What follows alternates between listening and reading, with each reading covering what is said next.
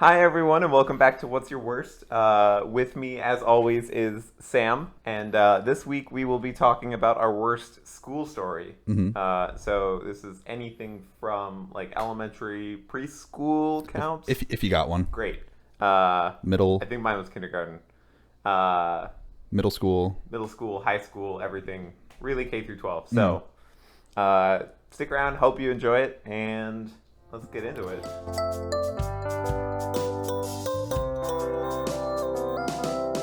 So when thinking about this topic, I had a couple ideas for for things to do because for everyone, school sucked, right? Like school wasn't the best time. Like a primary school wasn't like the best time for anyone. Yeah. Secondary school wasn't the best time for anyone, and there were a few stories that came to mind. It's like, and so I sort of wanted to give you the chance to choose your own adventure because I've got a couple on lock.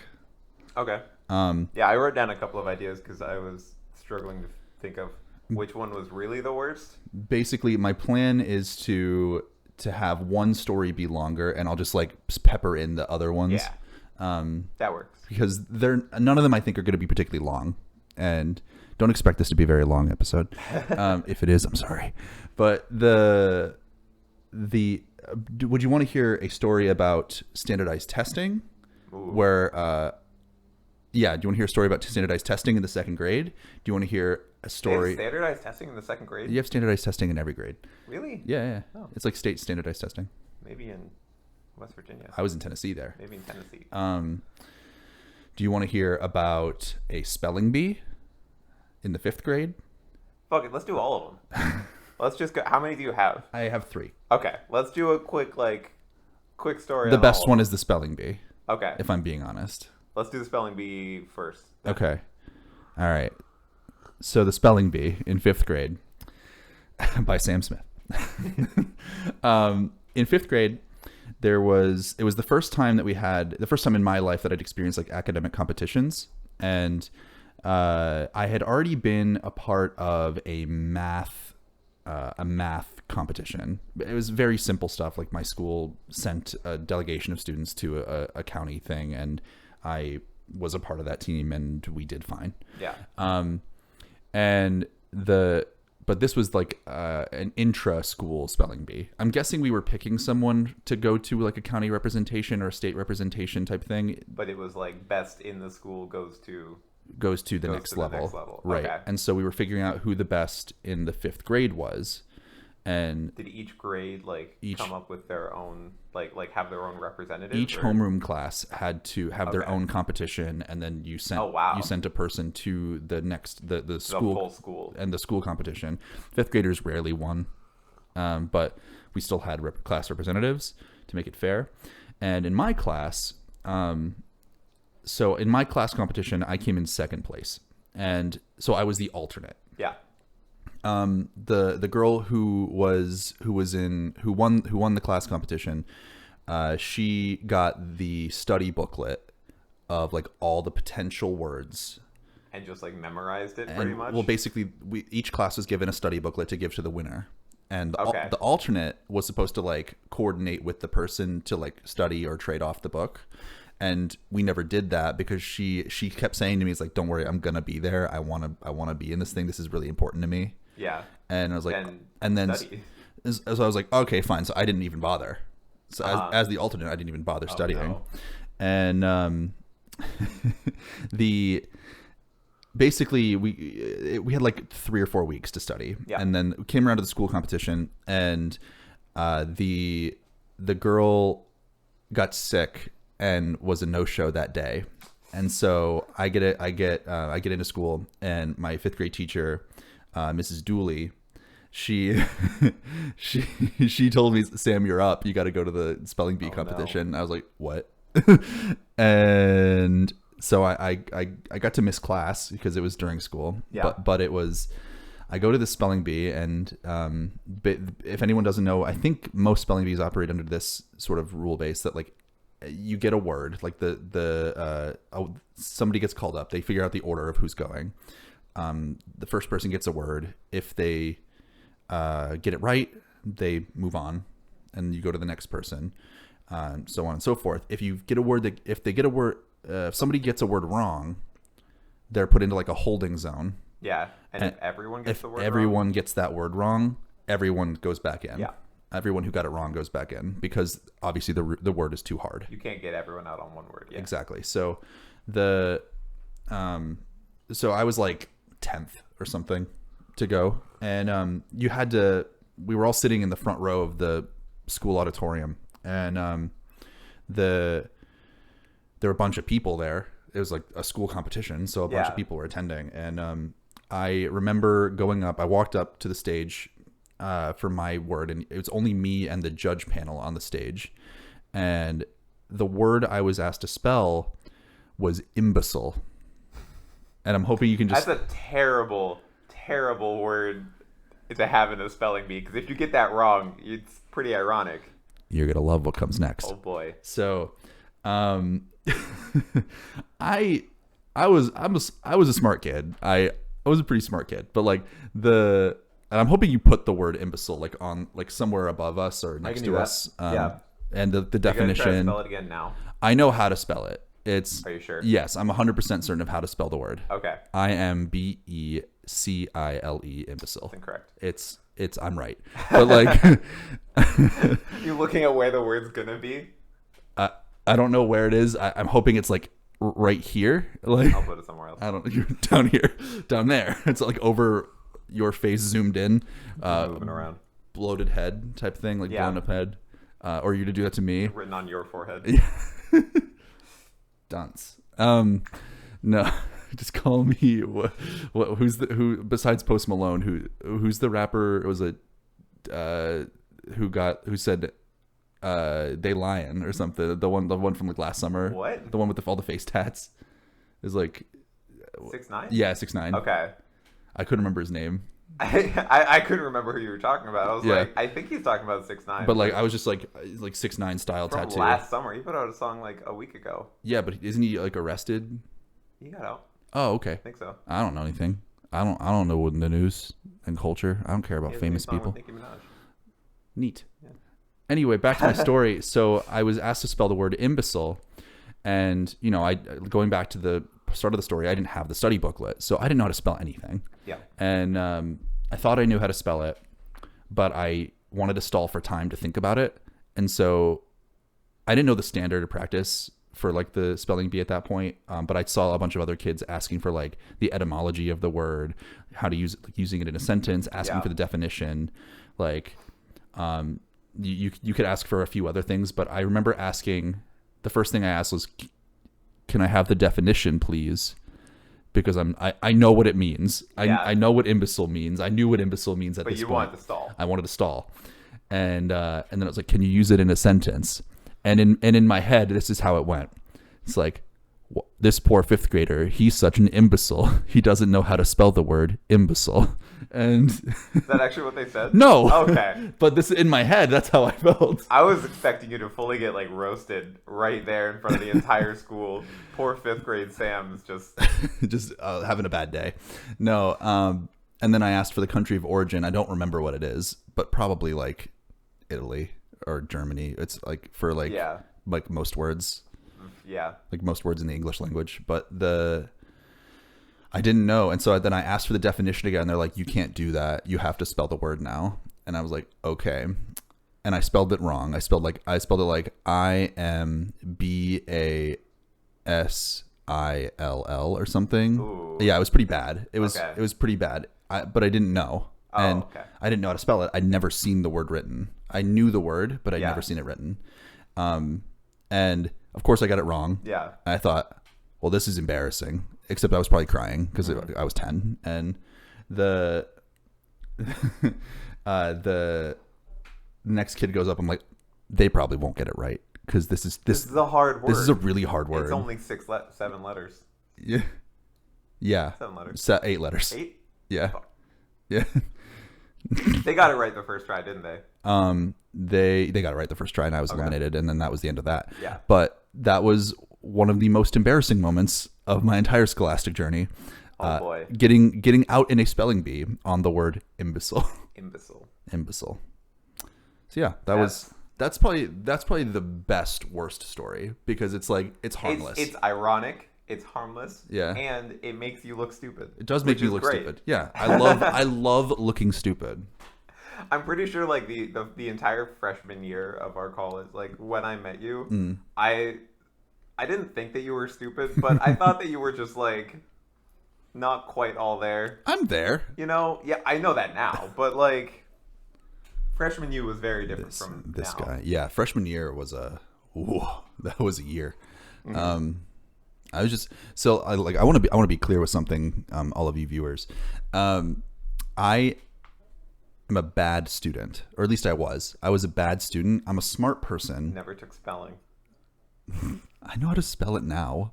I know how to spell things. I can spell words in English. But I was just never like my work ethic was never 100% in school, and that was my biggest weakness. But if I went back to school now, if I tried to finish my degree now, I think I probably Yeah. well, I mean it'd be hard. problem, It'd be but hard, and yeah. it'd be like learning like keeping up with the studying, and I'd probably have to remotivate More myself. time management skills. But I'm older now. I've got a little bit of like an understanding of how to get stuff done and like how to work hard. Yeah. But yeah, that was my the best of the worst stories. That's pretty good. I think I definitely did. One story that comes to mind that I thought about doing, but I'm like, this wasn't really the worst.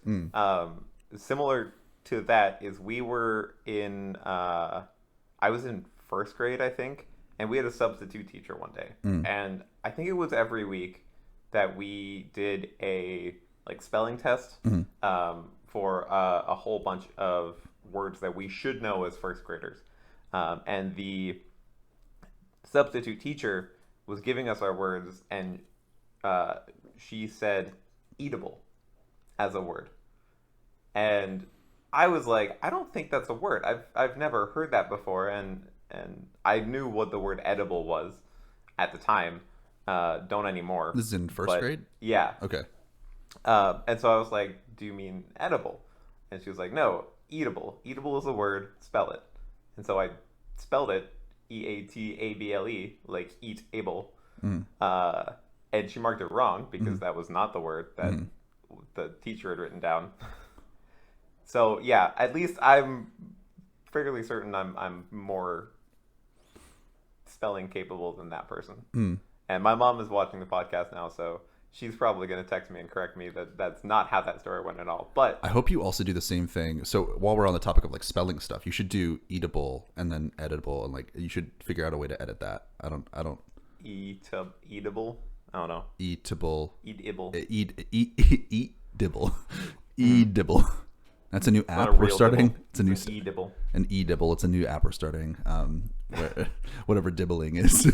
Oh boy, that does not sound great. No, it does not sound good. You don't want to dibble anyone or anything. I hate this. Oh boy. So what is your worst story? So when I was in kindergarten, did you have two square growing up? Two square? Do you know what two square is? I know what the quadrant system is, but I don't. So it's like a recess game. So, like Foursquare? Yeah, like Foursquare, but two people. Okay. Yeah. Yeah, I know what it is. Okay, so I've talked to a lot of people and they don't know who it is or what it is. I mean, it's basically Foursquare, but with two people. Yeah. And for those who don't know what Foursquare is, you essentially have like a dodgeball type, like a bouncy ball, and you try to hit it into the other people's square, and if it bounced twice, like tennis or reverse volleyball. You have a big square and 4 little squares. Yeah. And you have 4 people. Yeah, and you try to get people out. And it's super fun for a elementary through middle. Honestly, I would play it now. But I could play it now. Yeah. It'd be fun. We need bigger squares. Maybe. But we had that at our kindergarten playground. And so the way that it's set up is the playground is set up so that there is one like set of 2 square boxes at the top of it, and then on either side I think there are like 2 more sets. So those kind of go down. And so I am playing 2 square with my friend Devin at one of the ones like at the top of the square, basically at the top of the playground. And we're getting pretty heated. We're both pretty competitive people. And so he slams it down and I go running after it. And at the same time, 2 of my other classmates were playing 2 square and also slammed it. And so now there are two like dodgeballs coming at me from either side, and my dumbass thought the best thing to do would be to jump over them. Your 5-year-old self. Yeah. Yeah. And so I come down 1 foot on either of the dodgeballs. No. Yeah, and slam my head into the concrete. Do you still have a bruise or anything? A dent? I don't know. That might have been where the head bump comes from.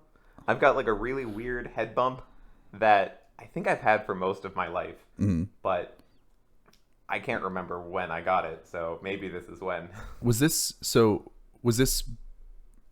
in Vermont? Yeah. Okay. Yeah. Okay. Because that's about the time that you moved here, right? Kindergarten was my first grade. So you started school. It was within the year that I moved. Okay.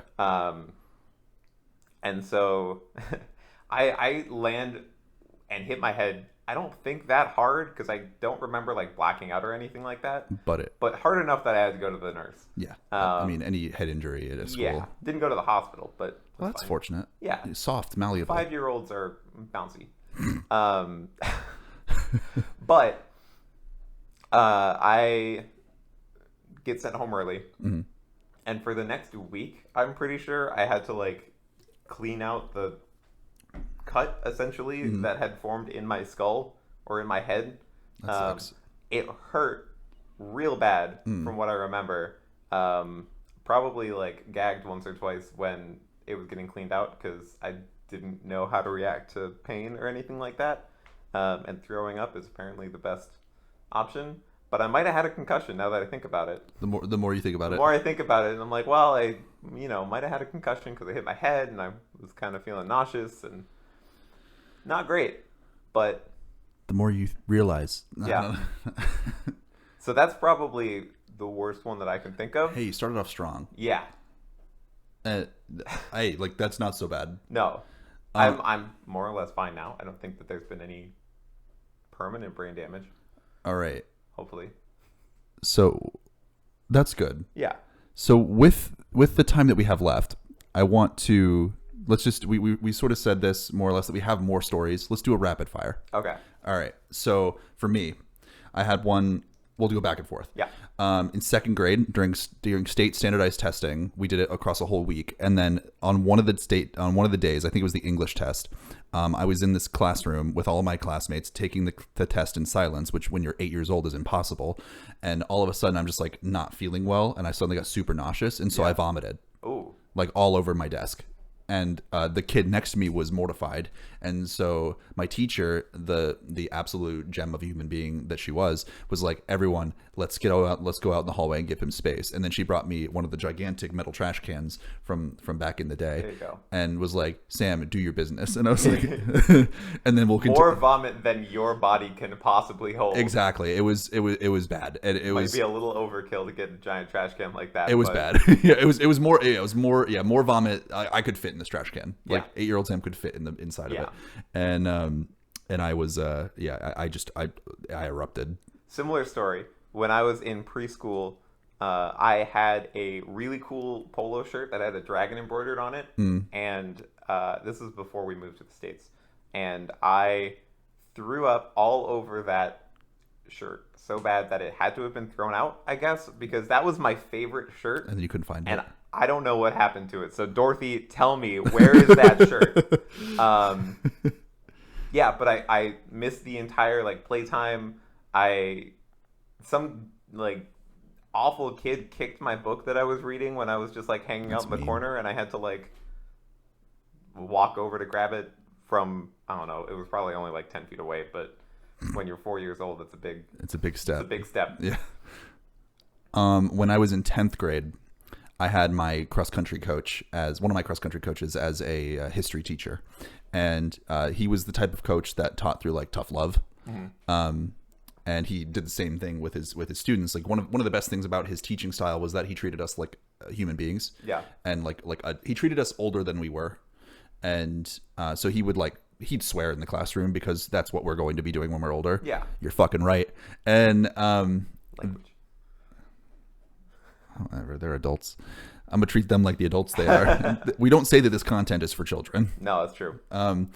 And he there was one time that because of my rapport with him, I'd known him for over a year at this point, and I would sometimes I would chirp him in the middle of class, and he was having a bad day, and he eventually just like blew up on me in front of the entire class and told me that I would never succeed in life and that I was not geared for adult life, and in front of like 20 of my classmates who were all my age, and oh no, and to the point where I like did one of these in my chair, and you were just like, I'm just like, I'm never speaking to him again. Well, yeah. Like, I'm never gonna talk ever again. Yeah.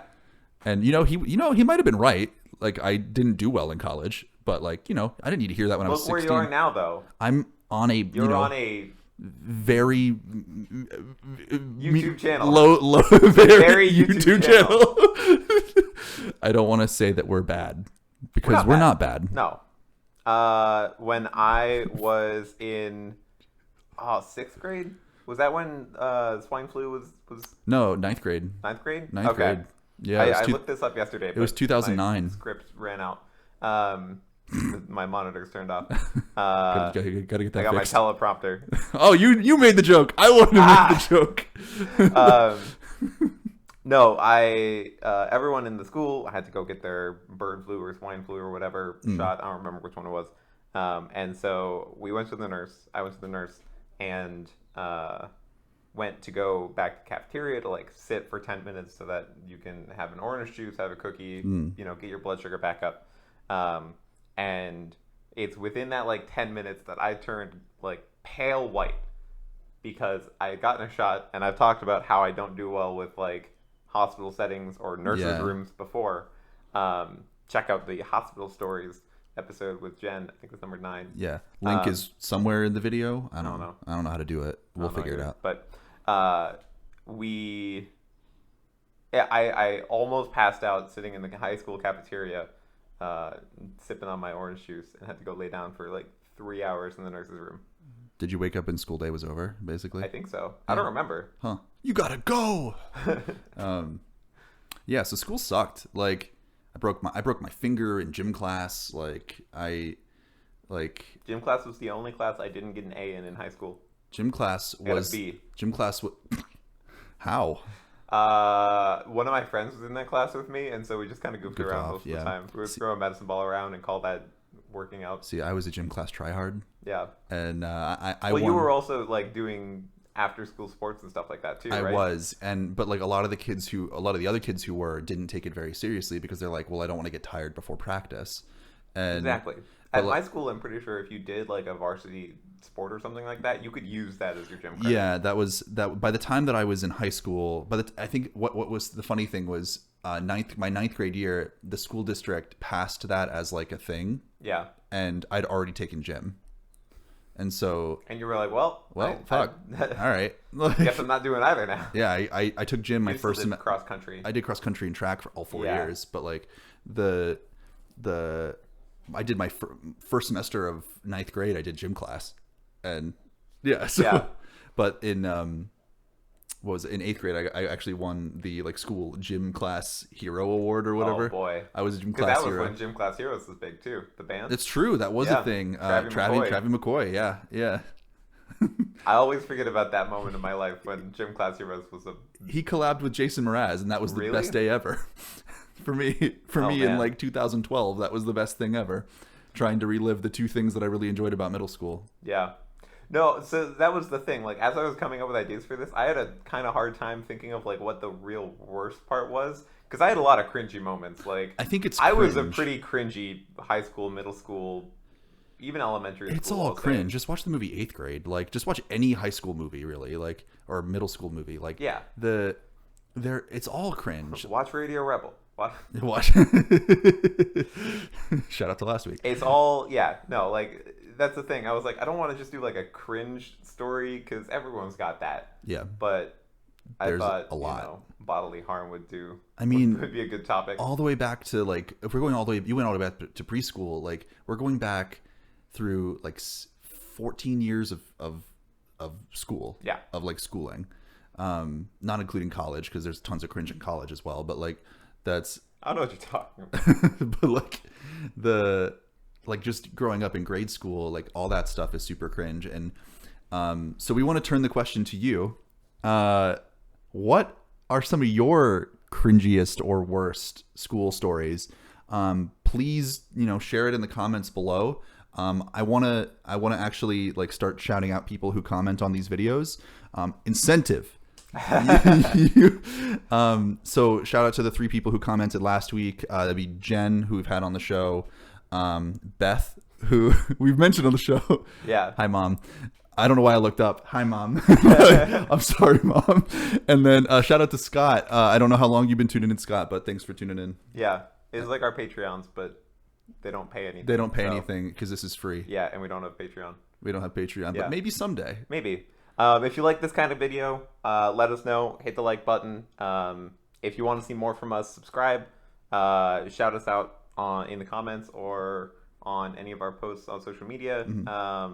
If you have specific topics or anything like that. And I'd like to do like a Q&A section at some point. I think that would be fun. Yeah. So if you have questions for us that's like, what's our worst experience with blah, whatever. XYZ. Yeah. Or other questions too. Yeah. Just like... we can do a Q&A episode once we gather. Pretty much anything. Good enough. But yeah, thanks for tuning in, and we'll see you guys next time. Yeah. Peace. Bye.